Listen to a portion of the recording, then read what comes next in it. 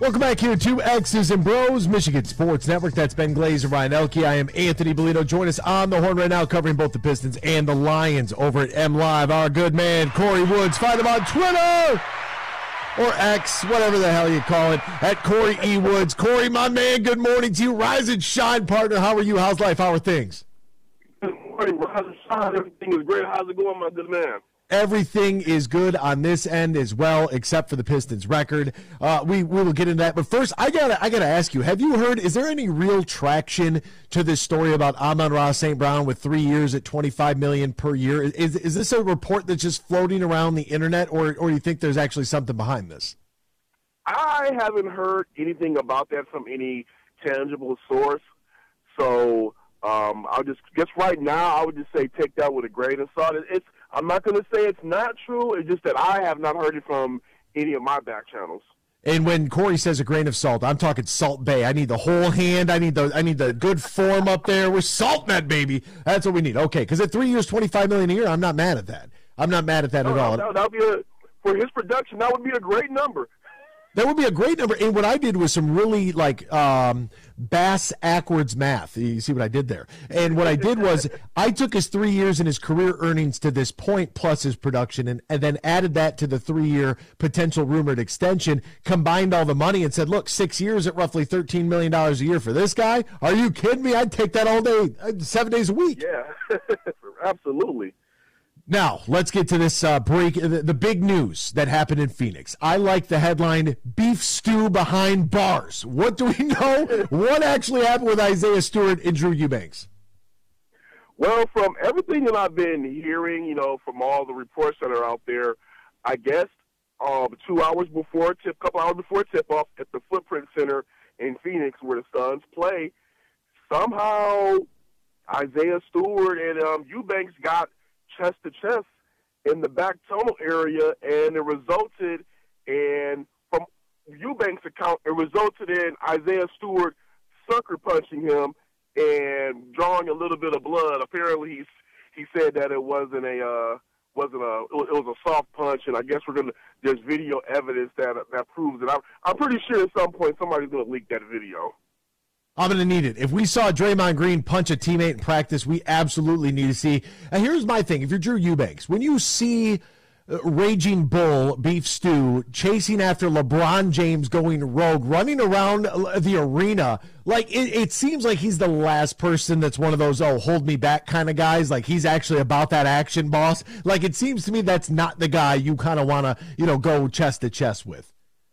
Oh, absolutely. I mean, even on top of that LeBron James incident, there was an incident where him and Draymond Green got chest to chest in the game. And, you ever play Mortal Kombat? It was like he did the get over here Scorpion to Draymond Green. And then I don't know how much you follow Gilbert Arenas, but Gilbert Arenas told a story about where he was about to run away from Isaiah Stewart over some things that he said about him. So he's built a reputation as a guy that other players do not want to bleep with. And you know what? Thank you for bleeping that, by the way. That's good. I don't know what kind of equipment you got over there, but that was solid. Now, I like what Isaiah Stewart can add to this team, and I think that we have seen that. He is a high-energy guy.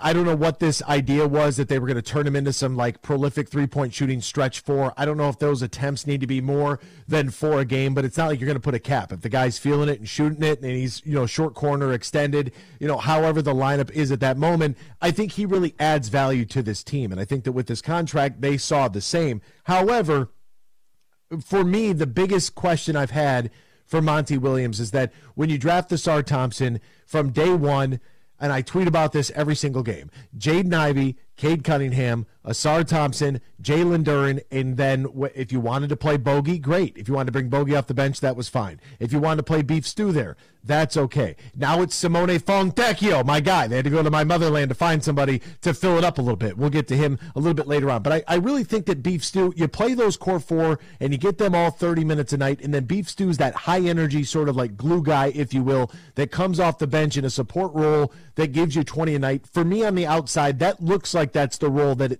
he should be worked into.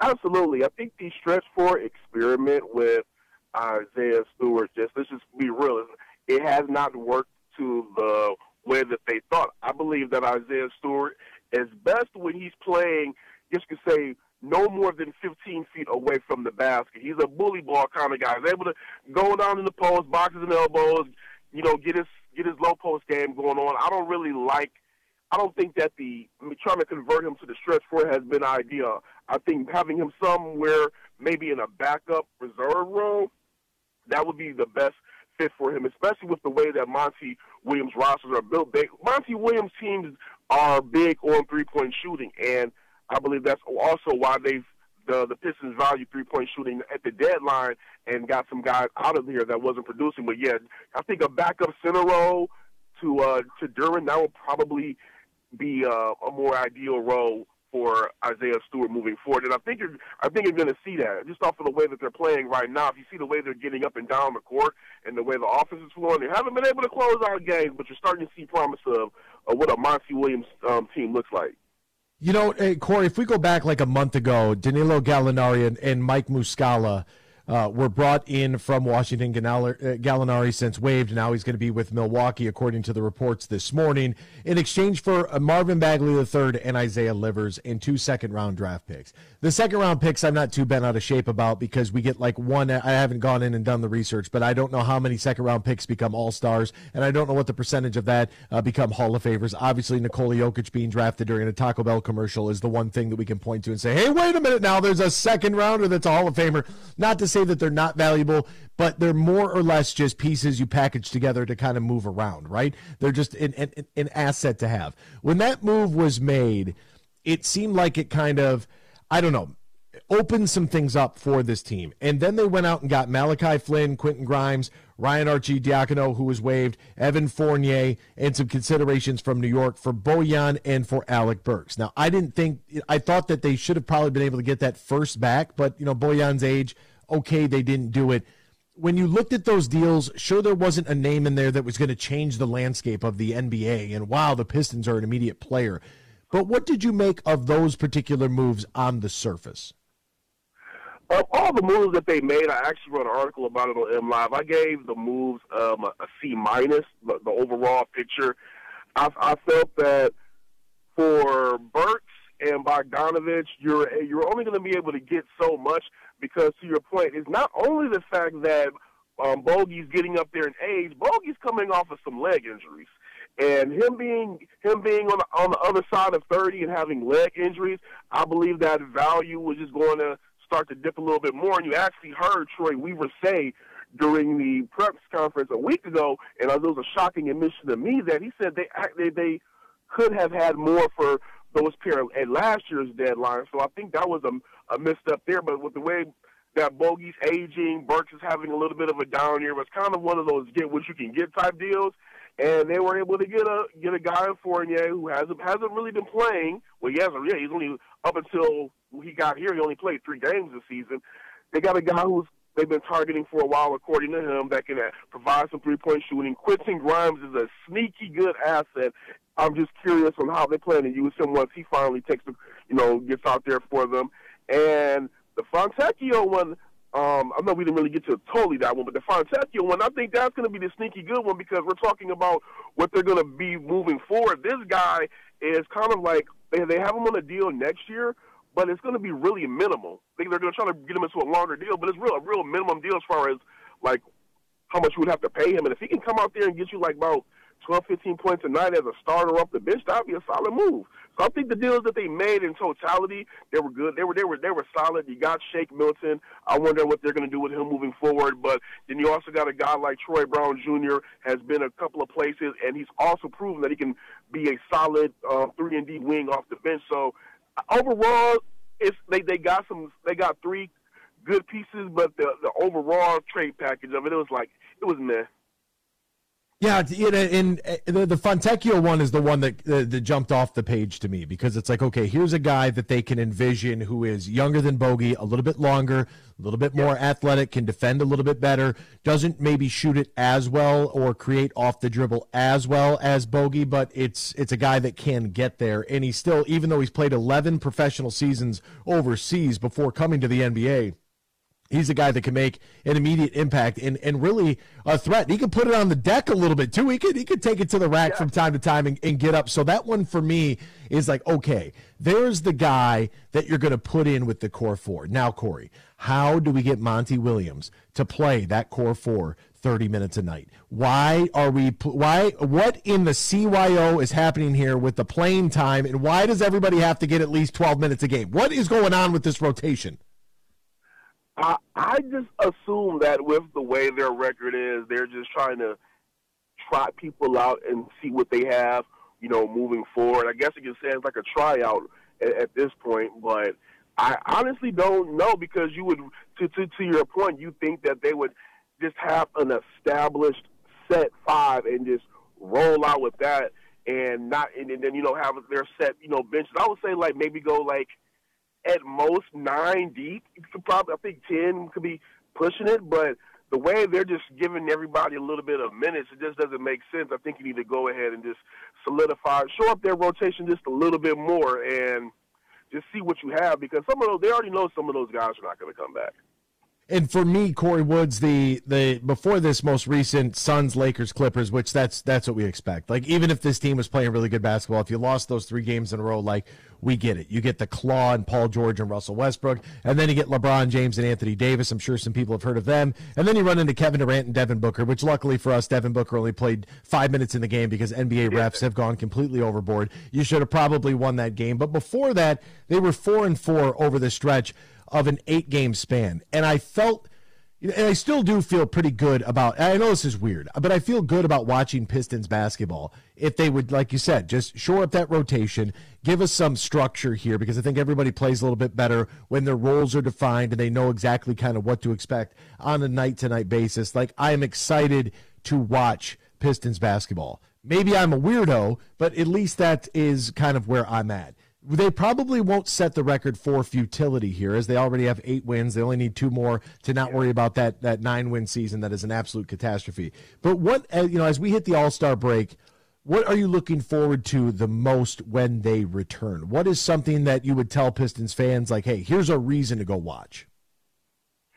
I think the reason to go watch this Pistons team right now is Jaden, Ivey. I believe that over these past 20-some-odd games, you're starting to see a guy that is really evolving.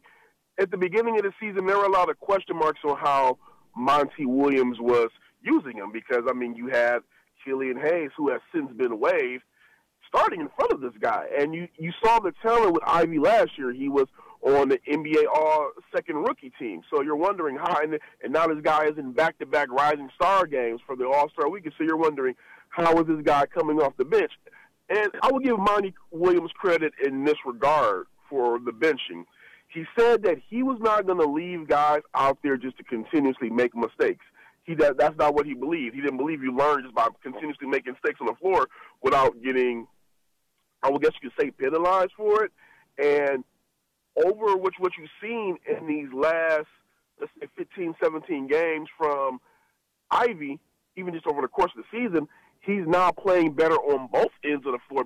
He wasn't defensively where Jaden Ivey started to where he is now. Totally different player. His shot selection is different. He's playing as a more composed. He's playing a lot more composed. And also, when they had an organizational meeting with Troy Weaver, now you're starting to see Ivey with the ball in his hands a lot more, being a playmaker. So I believe he's going to be a guy to watch moving forward, because just granted, Cade Cunningham is going to be the franchise player. He's had some leg injuries, and he hasn't really been able to get to his real full self. And you're seeing Ivey step up lately and become a on-court go-to guy for this team. So Pistons fans, I believe he's the guy to kind of look at.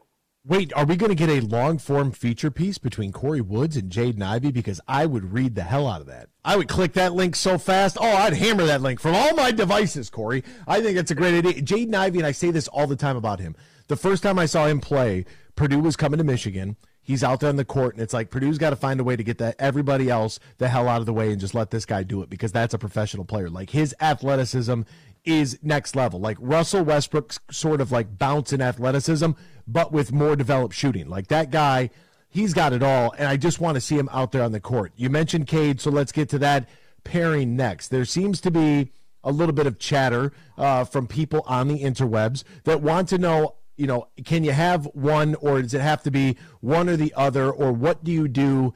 And to me, that doesn't make a lot of sense. To me, it's like you have them get on a conference call with Isaiah and Joe D, and you have them get on a conference call with Rip Hamilton and Chauncey, and just have them talk about it. Like, those two can absolutely coexist together, right? Absolutely. I believe they can. I believe just the thing that's going to really need for them to work together is just get more time together. I mean, they haven't really had time together. That was one of the things before we saw Killian Hayes start. That was the one thing everybody was looking forward to, a healthy Cade Cunningham playing side by side with Jaden and Ivey, because they were robbed of that last season. Cade only played 12 games because he had to get the season-ending shin surgery. So if you get them some real time together with Cade being healthy, then you'll be able to see whether they can sink or swim as a duo. Right now we're just seeing small sample sizes because there was inconsistency with the rotation. And I believe they can coexist together. I just think it's going to take some time. They both professed at the end of season meetings last year a desire to want to play together, and you even see little moments on the court where Jaden Ivey is going crazy. Cade Cunningham is right there being his biggest cheerleader. So there's a relationship there between those two that is something you can build upon. And just maybe, like you said, maybe they do need to get on the horn with a Joe D and a Isaiah. Maybe not Joe D now because he's the president of basketball ops for the whole league. But maybe they can call, maybe they can kind of on the low call up Chauncey and Rip. Figure something out. But I believe they can coexist. He is Kory Woods. You can find him on Twitter at Kory E. Woods. Find his work at MLive. Read him there covering the Pistons and the Lions. Boy, what